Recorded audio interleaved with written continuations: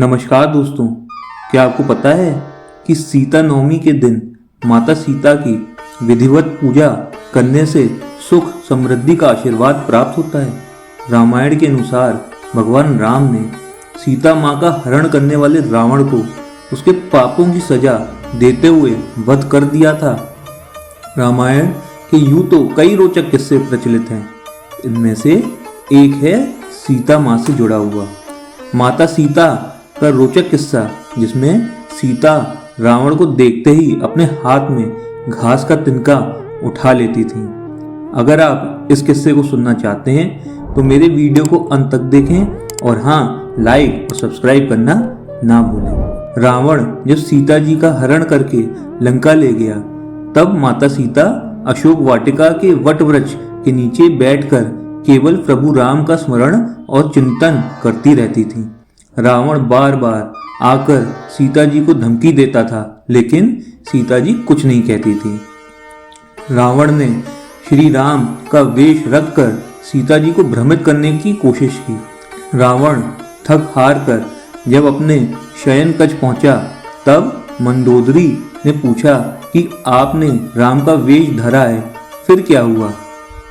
रावण ने कहा, जब मैं राम का रूप लेकर सीता के समक्ष गया, तब सीता मुझे नजर नहीं आई। लंकापति रावण भी हार मानने वाला नहीं था। उसने फिर से माता सीता के करीब आने का प्रयास किया। वह माता सीता के पास जाकर बोला, मैं तुमसे सीधा सीधा संवाद करता हूँ और तुम कैसी नारी हो कि मेरे पास आते ही घास का तिनका उठाकर उसे ही घूर घूर कर देखने लगती हो।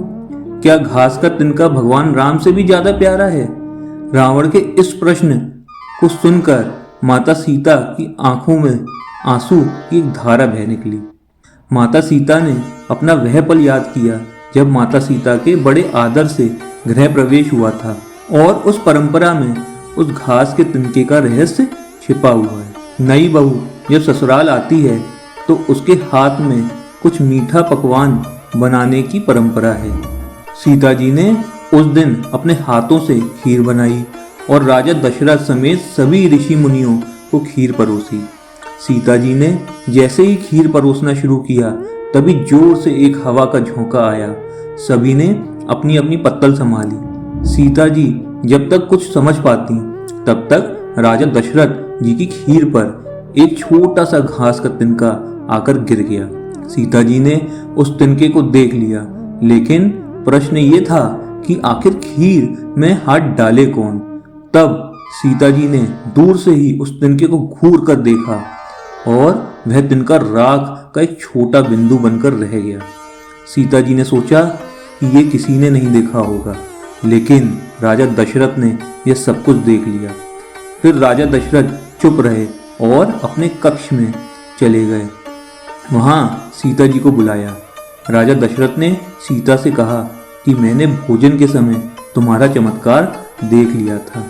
आप साक्षात जगत जननी का दूसरा रूप हैं, लेकिन एक बार आप मेरी याद रखना कि आज उस तिनके को जिस नज़र से देखा था, उस नज़र से आप अपने शत्रु को भी मत देखना।